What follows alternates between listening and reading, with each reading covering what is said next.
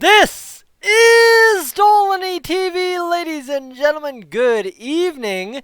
Staying near 9 o'clock here as I record what should be an interesting video to a lot of people. Let me tell you, Oilers fans, out of everything we thought was a possibility come opening day of camp, here we go having the Oilers turn up probably the most interesting lineup they possibly could in terms of line rushes at training camp. Now, obviously, there is a ton to get to. Training camp open today.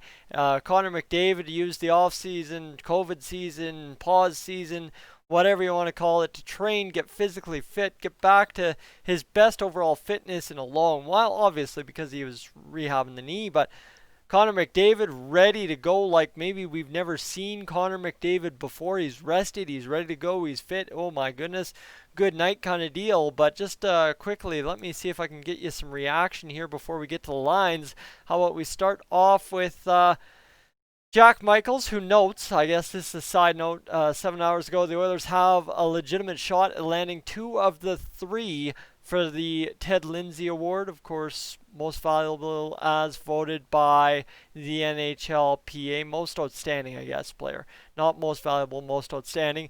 And of course, he also knows Tippett has to be a strong candidate for the Jack Adams, which we have talked about. The other side note today is Caleb Jones is unfit to practice and will not participate or practice with the main group today.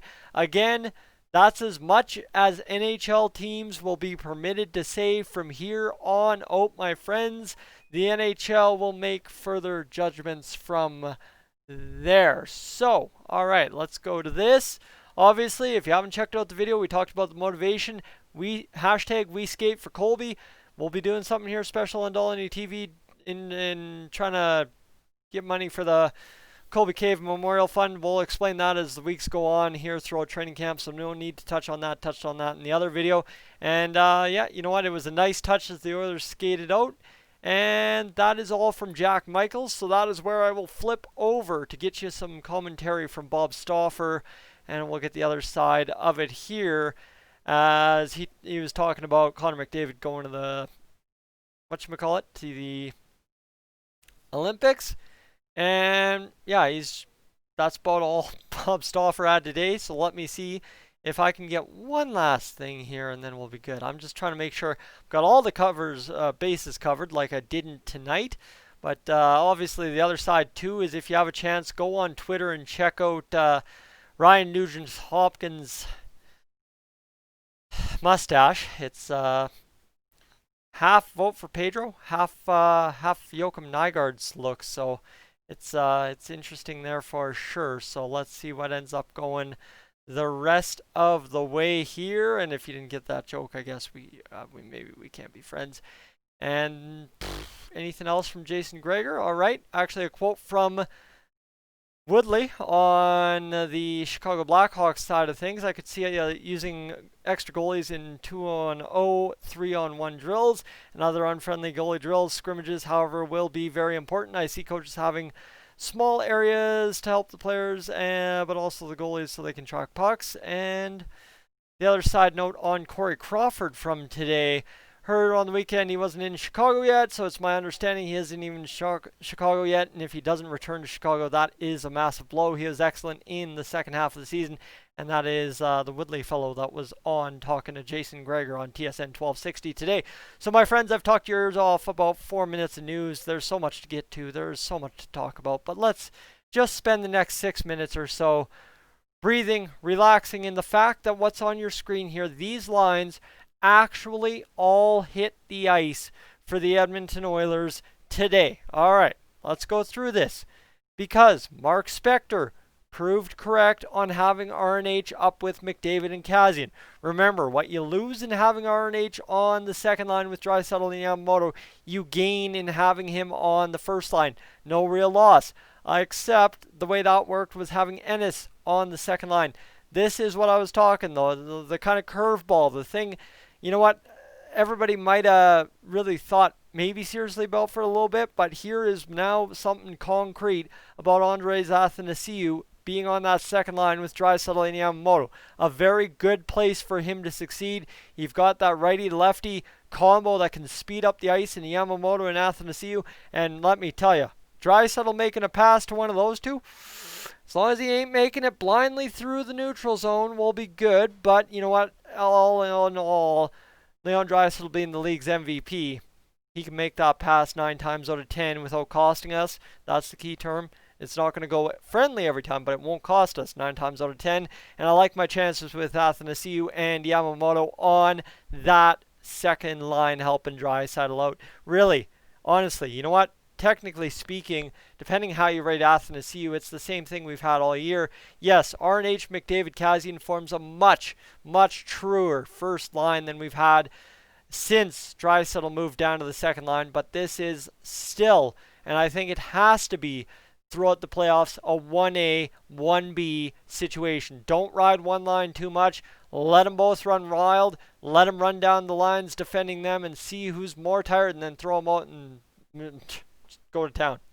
Go to town. Straight up. Dave Tippett, he doesn't have a bad option in this lineup realistically. Compared to where we've been as Oilers fans over the past maybe 10, 15 years, this is as good and as close to perfect as it's going to get to try and make a cup run as of this point. So let's go get it done in, of course, honor for Colby Cave, but at the same rate, so as Oilers fans and the NHL can finally watch the Oilers lift the Stanley Cup. Now, Tyler Ennis, Riley Sheahan, Josh Archibald, honestly, that is not bad at all, and you could see in a spot, depending on how they pinch hit a couple of guys in the playoffs or whatever they do, and whoever earns the job, obviously, in camp, or if somebody gets injured or COVID or whatever, Ennis, his spot's not secure because obviously that spot I could see very well belonging to Joakim Nygard. Joakim Nygard is a perfect fit on that third line with Riley Sheahan and Josh Archibald, right? Same thing as Athanasiou and Yamamoto, just a totally different look in terms of the situation, right? It's the third line grind line. Basically, you're out there to kill time and make the other team work. Joakim Nygard, how does he do that? He makes people take penalties against him. Well, you know what? You kind of flip that for Athanasiou and Yamamoto, who are more pure offense. You throw Nygard and Archibald, who can capitalize when they get out there. You've got a perfect storm, 1 through 3. Now 4. Guys, this is as good of a fourth line as it's going to get in these Stanley Cup playoffs when you've got 2 of your number 1 power play unit or 1A, 1B power play unit guys on the wings on the fourth line. And I'm sorry to everybody that was crapping on Jujhar Khaira in the season when he made the transition back to center and saying he couldn't do it. He cut it very well at center down the stretch, and I am not scared to use Jujhar Khaira fourth line center in the playoffs, knowing how much a fourth line at times plays in certain parts of the game. Jujhar Khaira can do a good job when he's on the ice, and then of course Jujhar Khaira is an Oiler through and through, and he will do whatever it takes to motivate the boys on the bench. And hey, you know what? He gets out there and he has to deliver a hit. Jujhar Khaira will deliver a hit. James Neal needs to score a goal. James Neal will get in front of the net and score a goal. Alex Chiasson, he'll just do what Alex Chiasson does. Up, down, all around, whatever's asked of him, he'll do it. He knows how to win a Stanley Cup. He's done it once before.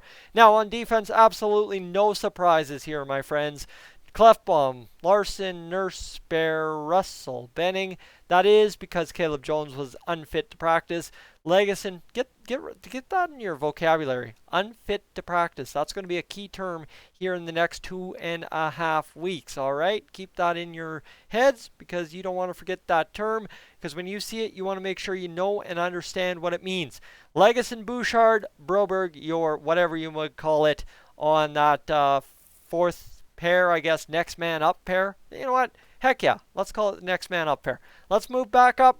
Benson, Maruti, McLeod, they got out there. They got practice.